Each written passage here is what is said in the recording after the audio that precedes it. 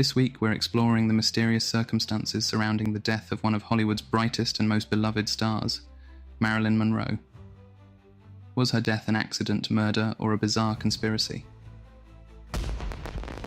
Welcome back to You Should Be Scared, your number one destination for everything unsolved and unexplained.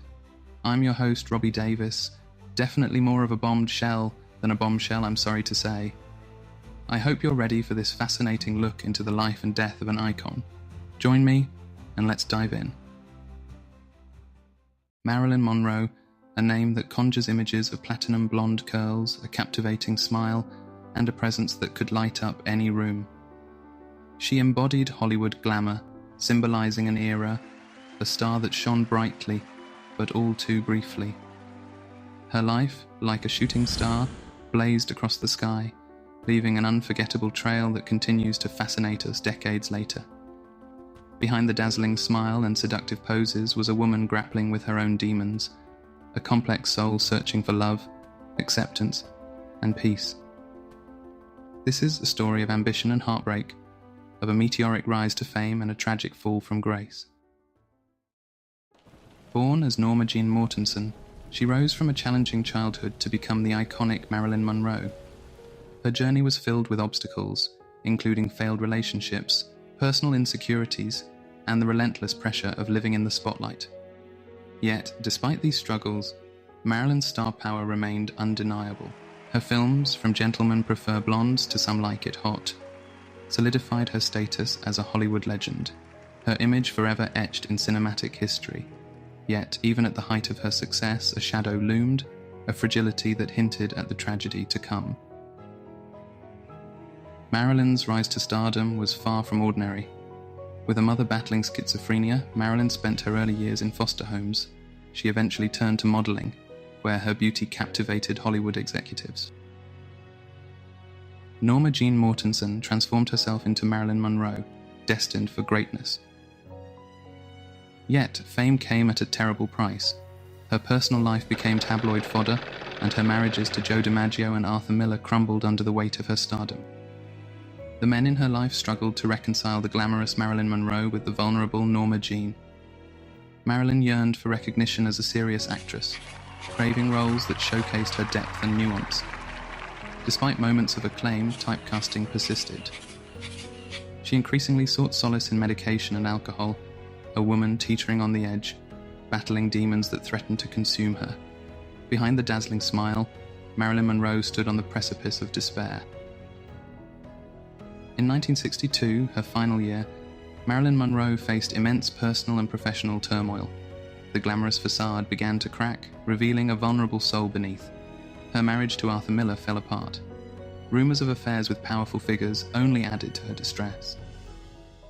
The pressure cooker atmosphere enveloped Marilyn Monroe's life. Professionally, she faced mounting challenges. Her desire to break free from the blonde bombshell stereotype was constantly thwarted. As the summer of 1962 unfolded, her life took a turn for the worse. She was fired from her latest film, ironically titled Something's Got to Give, due to repeated absences and tardiness. This professional setback made headlines. Her dependence on pills spiraled out of control. What had begun as a way to cope with fame had morphed into a full-blown addiction. Those closest to Marilyn witnessed her rapid decline. Adding to her woes was the relentless scrutiny of the press. The constant invasion of her privacy deepened her paranoia and sense of isolation. Marilyn, once the darling of the silver screen, had become a tragic figure. As July gave way to August, the walls seemed to close in on Marilyn. Her once vibrant spirit dimmed noticeably. Those who interacted with her described a woman on edge. The pressure was becoming unbearable. Her once lively Brentwood home took on a somber air. The laughter and music were replaced by silence. Marilyn, increasingly withdrawn, spent most of her days confined to her bedroom. Her interactions with the outside world became erratic. Phone calls often devolved into rambling monologues, hinting at a deep darkness and despair. The day before her death, August 4th, 1962, dawned deceptively calm. Marilyn seemed more at ease than she had been in weeks. She spent much of the day in her bedroom talking on the phone and receiving visitors. There were even moments of levity, glimpses of the old Marilyn shining through. Marilyn spoke with her friend Robert Slatzer about a potential project, and also chatted with her masseur, appearing cheerful and optimistic. Yet, her mood was fragile and prone to sudden shifts. That evening she received a call from Joe DiMaggio Jr. Marilyn sounded happy and content. As the sun set over Los Angeles, Marilyn retreated to her bedroom. What happened behind those closed doors remains a mystery. The night of August 4th was filled with an unsettling quiet as darkness settled over Brentwood. Marilyn Monroe had retreated to her bedroom early, leaving her housekeeper Eunice Murray with a sense of foreboding.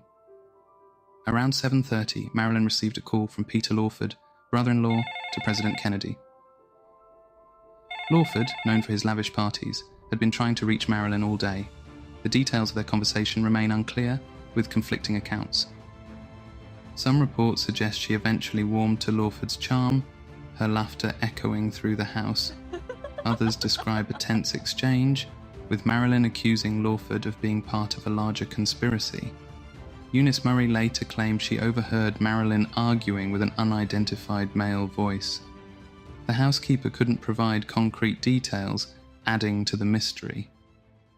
As the evening wore on, an eerie silence descended upon the house. Eunice decided to check on Marilyn. What she found would send shockwaves through Hollywood and beyond, forever altering Marilyn Monroe's story. In the early morning hours of August 5, 1962, Marilyn Monroe's psychiatrist, Dr. Ralph Greenson, and her personal physician, Dr. Hyman Engelberg, were urgently called to her Los Angeles bungalow at 5th Helena Drive. Monroe's longtime housekeeper, Eunice Murray, made the initial frantic calls to the star's doctors. Eunice woke up at 3 a.m. and noticing the light still on in Monroe's bedroom. She knocked to check if everything was all right, but a locked door and no response heightened her concern. Greenson managed to reach Marilyn by breaking through the bedroom window. He found Monroe naked in bed, clutching a telephone tightly in her hand. Realizing the gravity of the situation, he calmly informed Engelberg, who was waiting outside the door. She appears to be dead. Engelberg pronounced Marilyn Monroe dead at around 4:30 a.m. and contacted the police. Her publicist, Arthur Jacobs, who was at the Hollywood Bowl for a concert, hurried over. Jacobs has refused to recount the night of Marilyn Monroe's death ever since, describing the scene in Monroe's bedroom as too horrible to talk about even years later. The myriad of prescription pills that littered her nightstand certainly suggested an overdose, but the lingering question of what really caused Monroe's death has never gone away. Now, let's delve into the theories surrounding her death. Doubt and speculation emerged after Marilyn's passing. Although officially ruled as an overdose of barbiturates, inconsistencies in police reports and witness testimonies sparked conspiracy theories that her death was more than it appeared. Theory 1. The CIA was responsible.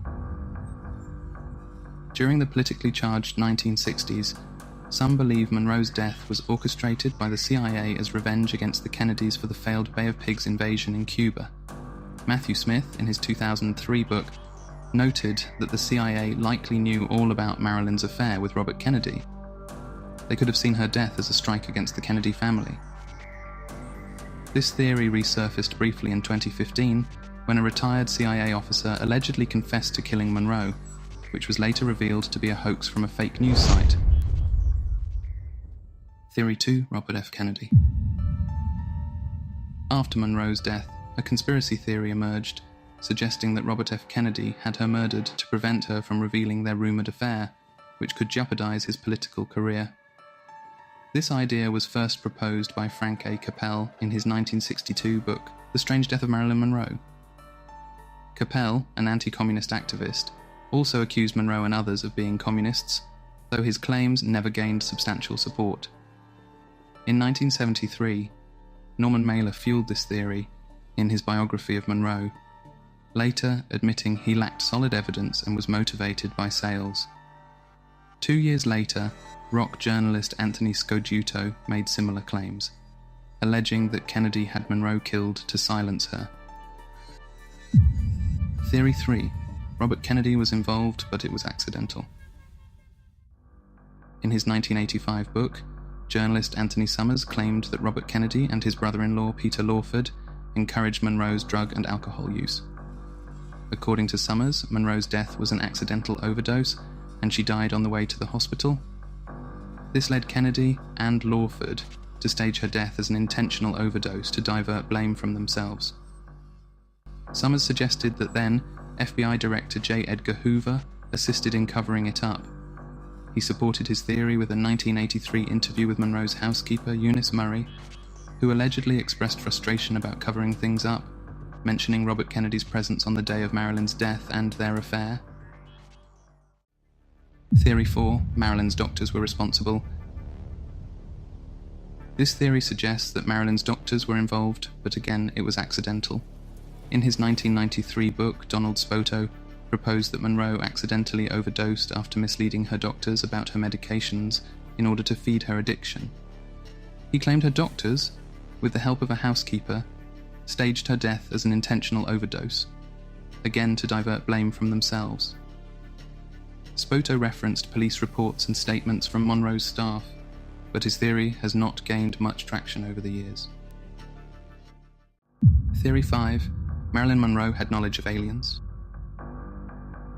This theory suggests that Marilyn had knowledge of UFOs and alien life. The theory hinges on the belief that the US government has hidden information about extraterrestrial life. Conspiracy theorist Dr. Stephen Greer claims Monroe had access to classified information about the government's dealings with aliens that she discovered during her rumoured affair with President John F. Kennedy. In the 2017 documentary Unacknowledged, Greer asserts Monroe intended to leak sensitive information regarding the 1947 Roswell crash. To prevent these revelations, he argues that the CIA ordered her assassination. Theory 6. The Mafia. This theory suggests that the Mafia was responsible for Marilyn's death. In 1982, private detective Milo Spiriglio claimed that Monroe was murdered by Labour leader Jimmy Hoffa and mob boss Sam Giancana to shield the Kennedy family from Mafia scrutiny. He supported his theory with information from a source at the coroner's office, although this source was later deemed unreliable. Despite the weak evidence, Spiriglio's claims prompted a re-examination of the case, which ultimately yielded no new findings. Theory 7. The Mafia and the Kennedys were in it together. This theory suggests that the Mafia acted on the Kennedy brothers' orders. In 2012, biographer Darwin Porter proposed in his book, Marilyn at Rainbow's End, that mob boss Sam Giancana murdered Monroe, under instructions from one of the Kennedy brothers to silence her. Porter claims that 5 Mafia hitmen entered Monroe's home, used a chloroform-soaked cloth on her, injected her with barbiturates, and then moved her to her bedroom to stage the scene as an intentional overdose.